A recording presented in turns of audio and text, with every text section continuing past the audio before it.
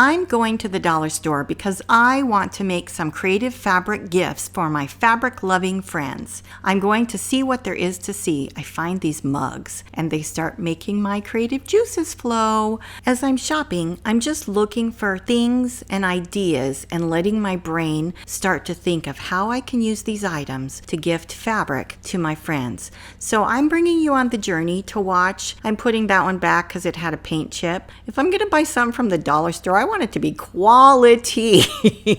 These pencils, they just called my name. I love the bright colors on them, and I think I can do something fun. I'm getting ideas as I go.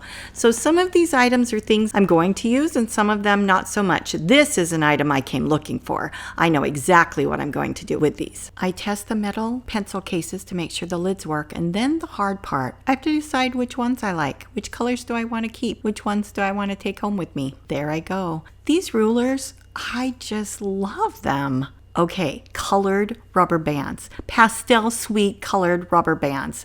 This really made me think. I have other containers at home like this one that I use in my sewing room. I have to have it. My shopping is done. Let's start with my lavenders. I went through my lavender purple scrap pile. I got the lavender pencil case, and this is the variety of just scraps of lavender that I have. I have actually done this one before. In fact, I have sold these at vendor booths and they're very popular. This is a really fun gift to give to your friends who like to collect fabric.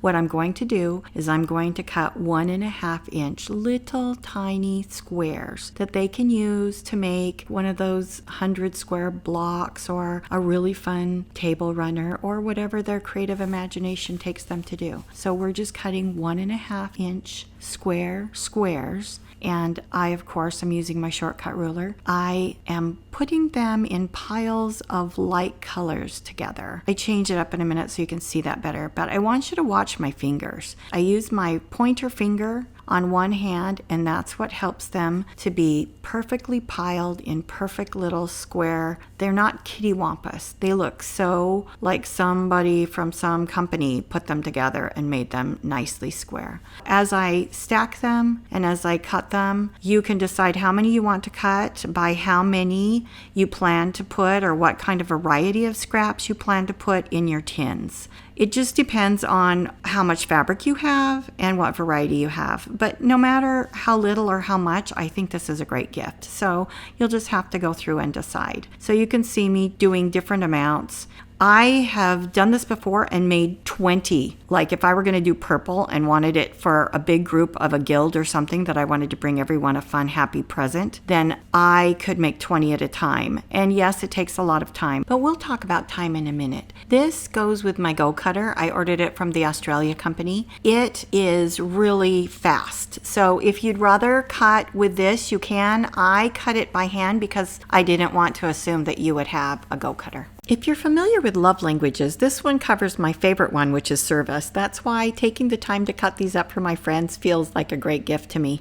Plus, it's an actual physical gift, and some people feel loved by that. So it covers at least 2 of them. If you write a really nice note with it, it can cover words of affirmation. As you're watching me, you can see I have my finger in use to make these stack perfectly, wonderfully straight. And as we fill up the tin, it's so beautiful. I just love putting light colors together. So here we have purple, and I'll show you. This one is orange. I know it was a rainbow, so you didn't know till you opened it. This one has blues in it. It's a teal, but it has blues and light blues in it, and I just thought it looked so pretty. This is actually pink, and I put pinks inside of it. And I want you to see the vast variety that I filled it with. So it really is going to be a really fun gift for whoever gets it. And I would want someone to give this to me. I know that. So I try to give gifts to others that I would want to receive. Here they are, ready to be gifted. I came up with a really fun idea for this pencil holder. I found gorgeous pink fat quarters. I got out the beautiful rubber bands and this wonderful ruler.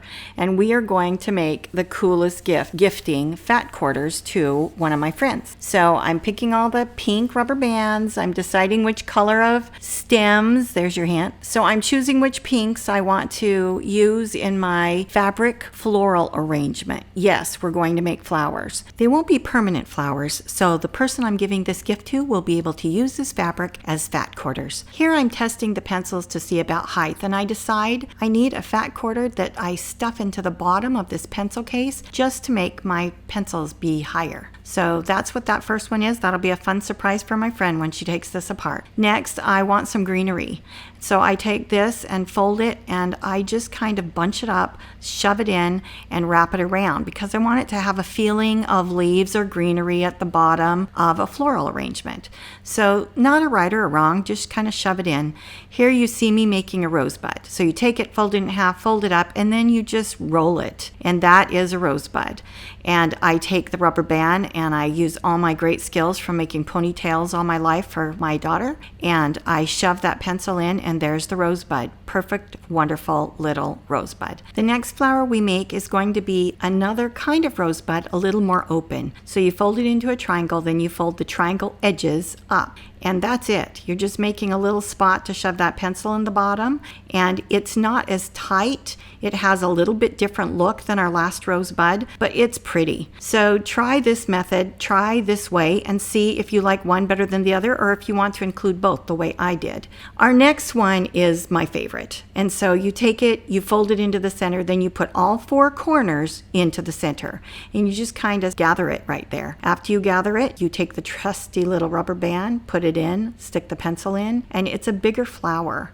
And I just think those are so pretty, and you can make them over and over and they all look different. Here's one more way to make a less opened flower. I just stuck my finger in the middle of the fat quarter, bunched it up, and got that rubber band around it. That way works too. You probably will be able to think of 43 ways I haven't thought of to make flowers, and that will work. I just broke that pencil and decided that was a good thing because it made a shorter stem. So I'm giving, yes, my friend, a broken pencil. It's the kind of girl I am. I'm gonna make a few more of the big flowers because I just think that will make the bouquet prettier. We're just going to watch me do that. But as we watch me, I also want to talk about, if you wanted, you could use different stems. You could use dowels, you could use skewers, you could use things that weren't from the dollar store. You also could use these colored pencils just because they make such beautiful stems, and so I do like them. I just wanted you to have the opportunity to use different sizes if that works for you, or if you have something already at home. Here's our last flower, and then I'm going to arrange them, and I kept trying to arrange it in front of the camera. That just doesn't work. So when you're ready to arrange your flowers, just take some time, fiddle around, and the arrangement will look just so much better in the end. I also wanted to use the big, beautiful ruler because it's the right color, and I'm going to put my card on top of it, and it will just be a beautiful gift from my friend. I'm really excited to make some other fat quarter arrangements with other colors. I think this is such a fun idea. This last idea is the simplest of all. I take this beautiful little teal cup, and we're going to spill the tea, quote unquote. Next time I have a really sick friend that is a quilter, this might be my favorite gift idea. So I'm taking some browns and some creamies, things that look tea-ish. There's 4 fat quarters. I fold them in half. I twirl them around.